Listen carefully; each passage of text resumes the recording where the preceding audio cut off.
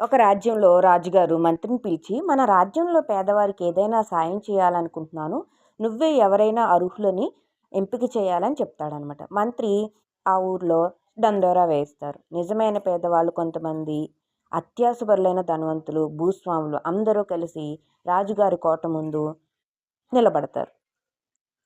రాజుగారు సాయానికి ఇక్కడికి వచ్చిన వాళ్ళందరికీ ఒక్కో వరహం ఇస్తారంట అని కాసేపట్లో అందజేస్తామని చెప్తాడనమాట మంత్రి. అది విని ఒక్క వరమైనా అని మాకొద్దని వెళ్ళిపోతారు కొంతమంది.